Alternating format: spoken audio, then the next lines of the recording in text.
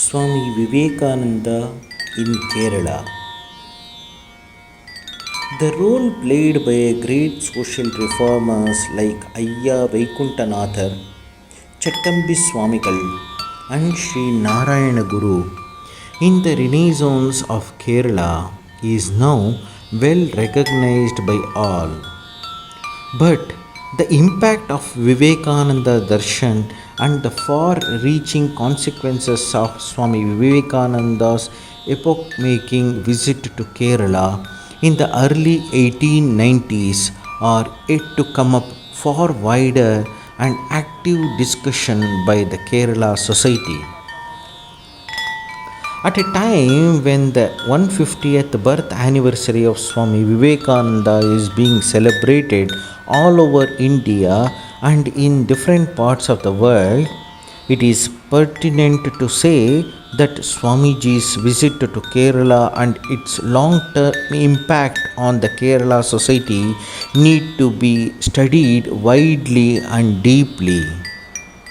In his life as a wandering mendicant monk, after the Mahasamadhi of his Guru Sri Ramakrishna Paramahamsa, Swami Vivekananda had no intention to visit Kerala. His planned visit to the south of India was to end at Rameshwaram. Kerala and Kanyakumari were not in his mind at that time, but a chance meeting with Dr. Palpu at Bangalore prompted a change in his plans.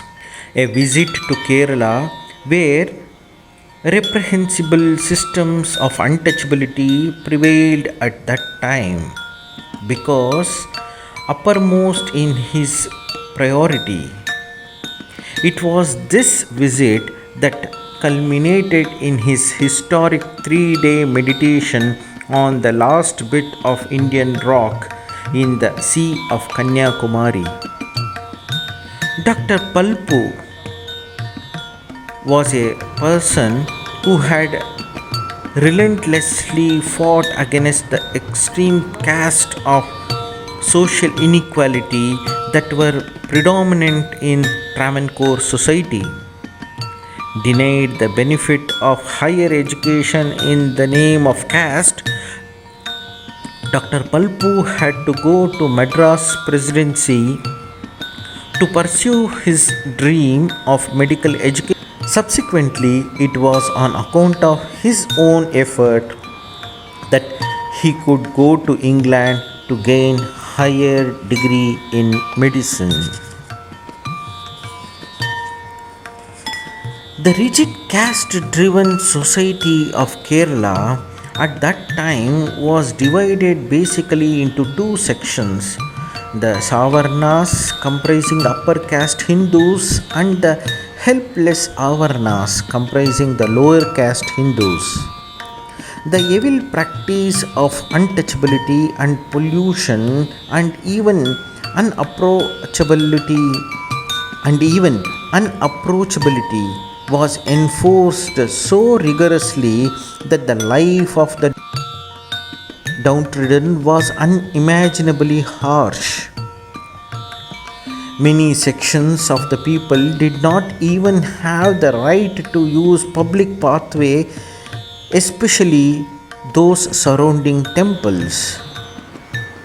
Hearing Dr. Palpu's account of the extreme cases of social injustice and discrimination that prevailed in Kerala, Swami Vivekananda decided then and there to visit Kerala to have a first-hand feel of the situation instead of going to Rameshwaram as planned. It was on October 27, 1892 that Swami Vivekananda proceeded to Bangalore from Murmagaon. At Bangalore, Swamiji became acquainted with Mysore Diwan K. Sheshadri Iyer, a Tamil Brahmin hailing from Palakkad. He stayed as a guest at Maharaja's palace for a few days, and on the day of his departure to Kerala, the Maharaja prostrated before him. Diwan Seshadri Iyer tried to put some money into Swamiji's pocket, but he declined graciously. No money. All I need is a ticket to Shoranur, he said. Along with the ticket, the Diwan also gave Swamiji a letter of introduction to the acting Diwan of Cochin, Shankara Iyer. Swamiji also stayed as a guest of Dr. Palpu for a day, most probably on November 3rd, 1892. Incidentally, it was Diwan Seshadri Iyer, on a recommendation from Dr. Palpu, who arranged for poet Kumaran Asan a seat in the Sri Chamaraja Sanskrit College.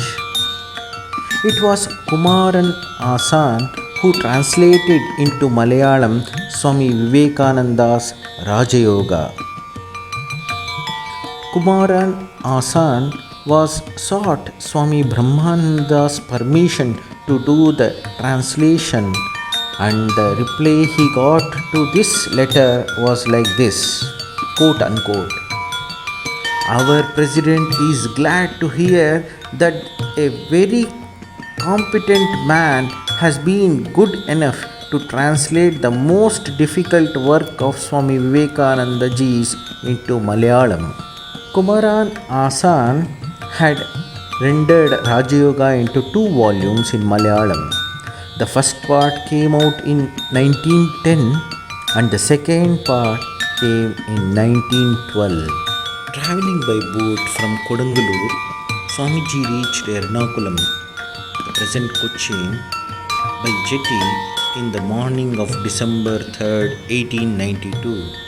Though he had come to Cochin with a letter of introduction to Diwan Shankara Iyer, there was nothing on record to show that he had met either the Diwan or the Maharaja of Kochi. Alighting at the jetty, he saw a signboard, Theosophical Society, on a nearby building and straight went inside. Advocate Pillayil Gopala Menon, Diwan's secretary W.U. Ramaya, musician Dureswami Iyer, police superintendent O. Chandulal, Professor P.R. Subramaniam and Ambadi Narayana Menon were among the early activists and promoters of Ernakulam Public Library and the Sri Shankara Theosophical Society. They were also devotees of Chattambi Swamikal and his disciple Neelakanta Tirthapadar. They were the most prominent of those who met Swami Vivekananda during his Ernakulam visit. Ramaya, who was principal of Vishakhapatnam College, was then acting as secretary to Diwan of Cochin. With the help of Ramaya, Swamiji stayed for a few days in the building belonging to the Tirumala Devoswam at Amaravati. He was happy to see the Shankara school there and interact with Sanskrit scholars. T.R. Anantakurup, a devotee of Chattambi Swamikal, writes,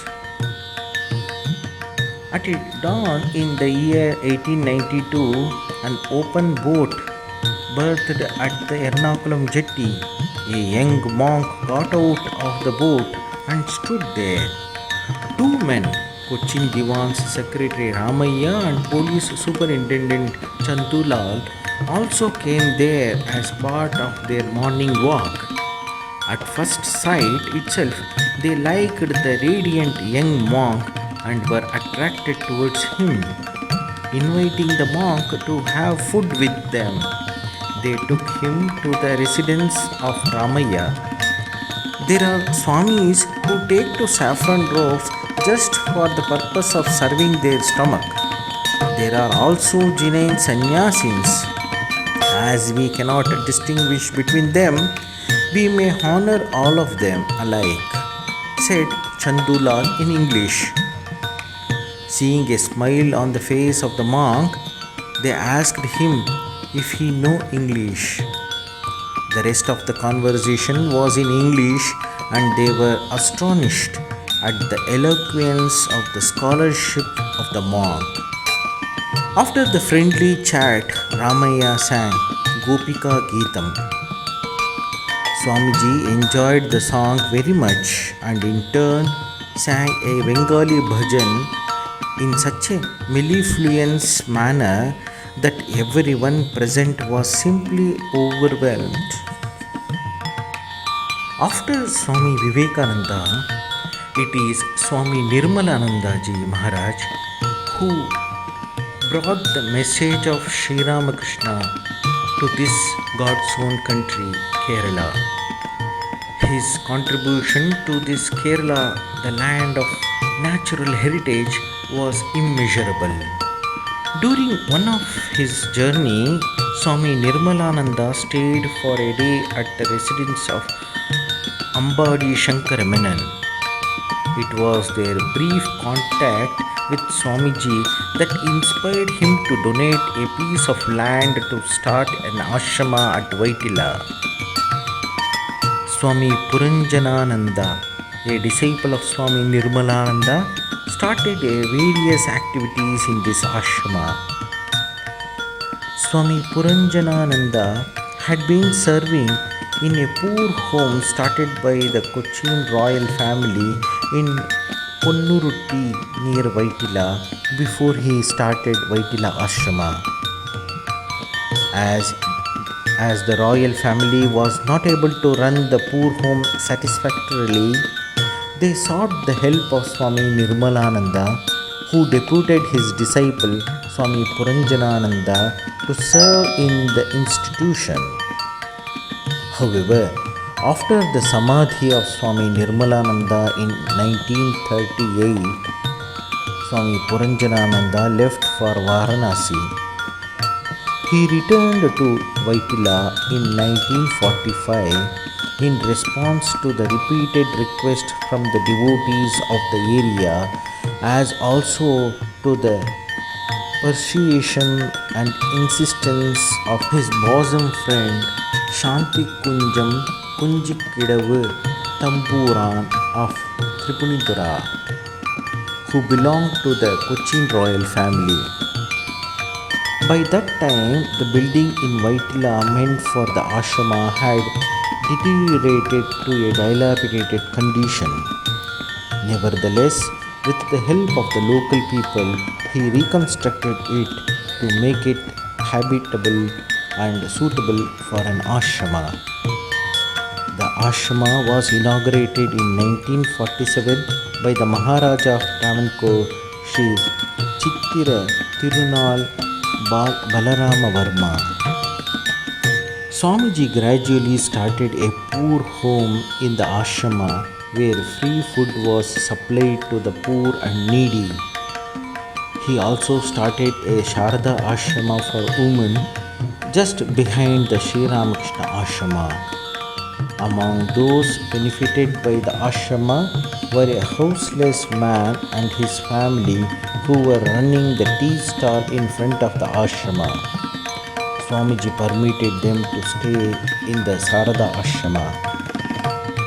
Swami Puranjanananda was always mindful of the warning of his master, Swami Nirmalananda, to be careful in his dealing with the disciples.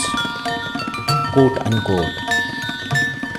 You should always be careful in your dealings with your disciples because they may turn against you as some of my own disciples had turned against me. Swami Puranjanananda considered the words of his master not only as a warning but as a call of inspiration also. The spirit behind his master's words enabled him to keep himself calm and cool in the midst of problems. An opportunity offered itself which exhibited Swamiji's obedience to the respect for his master. One of his own sannyasi disciple filed a case against him in the court. The well-wishers of the ashrama asked him why he was not sending him away. His reply was simple. If he leaves the ashrama, he will create many problems for the householders. So, I don't mind his staying in the ashrama. It was the custom in the ashrama to serve rice porridge to nearby people during the whole of month of Karkidakam, known as the month of famine. The ashrama also ran a homeo clinic where Swami Muraharananda worked as a doctor for a long time. This ashrama was under the governance of Sri Ramakrishna Nirmalananda Mandapam. After the Samadhi of Swami Puranjanananda on 12th June 1989, the administration of the ashrama was taken up by a committee appointed by the Nirmalananda Mandapam. The ashrama activities were first administered by this committee with Swami Nischalananda of Niranjana Ashrama, Ottapalam, as president, and later by Swami Kaivalyananda, president of ashrama at Kayankulam. On 27th October 1999, ashrama came under Belur Mutt. Swami Gabirananda became the president of ashrama. In his time, the first All Kerala Sri Ramakrishna Bhakta Sammelana took place on 10th, 11th and 12th of 2002. Since Swami Gabirananda, Swami Sevananda became the president of Mutt from 2002 to 2006. In 2006, Swami Atmaswarupananda became the president of Mutt. Before leaving the Mutt on February 2011, he had worked hard to develop it into a full-fledged Mutt. Swami Bhadreshananda took over the charge of presidentship in 2011. He was here till 2019. In 2019, Swami Shantimayananda Maharaj took over the Adhyakshaship of this Mutt. Due to the sudden passing away of Swamiji, Swami Bhuvanatmananda Maharaj, who was Adhyaksha of Kayankulam Ashrama, was being entrusted to take over the Adhyakshaship of Ramakrishna Movement Vyttila. Now, Swami Bhuvanatmananda Maharaj is the Adhyaksha of this ashrama.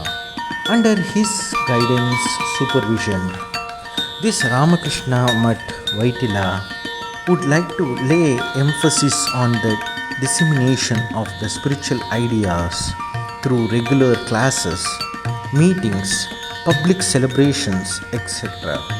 Attempts are made to make people aware of their moral and spiritual legacy.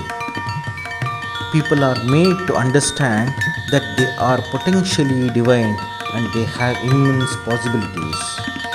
This Ramakrishna Movement Vyttila, apart from daily puja and seva to Sri Ramakrishna in the Universal Temple, it also conducts spiritual discourse every Sunday.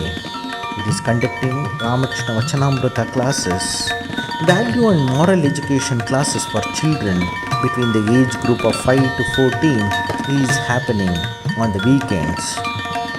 Vivekananda Study Circle for the youths, empowering the personality development and values of Swamiji's ideas and ideals are being taught and discussed in this study circle every week.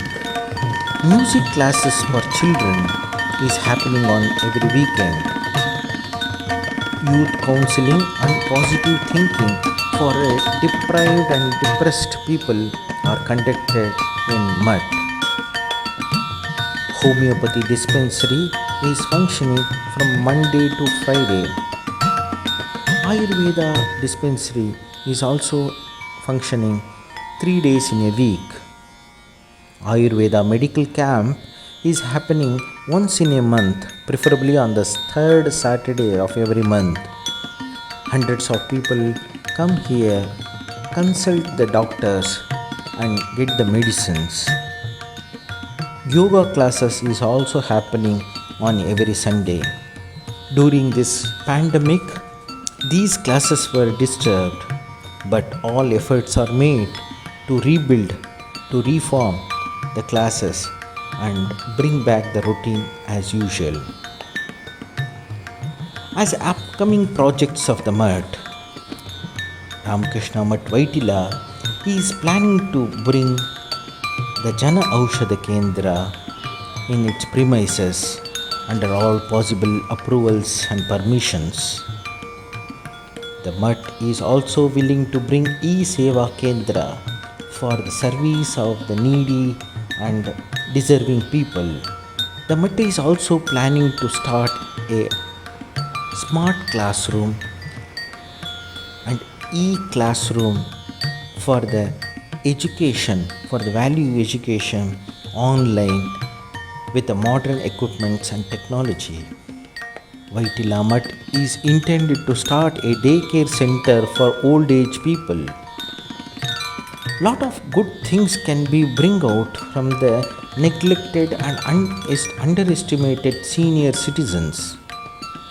We are charting varieties of activities and diversified creative things for the rejuvenation of inner potentials and to give respect to their experience and senior age. Ramakrishna Movement Vyttila is also planning to start a school of language, as language is very important and it is a mode of communication. Listening, speaking, reading, writing can be enhanced in their own best possible way. With that intention, Math is planning to start this school of languages. Like this Ramakrishna Movement Vyttila Kochi intend to do lot of good things for the need of the society, as this institution is for the society and by the society and for the society. All efforts are taken to meet this goal, to meet this aim successfully as per the aims and objects of Ramakrishna Mission, Ramakrishna Math.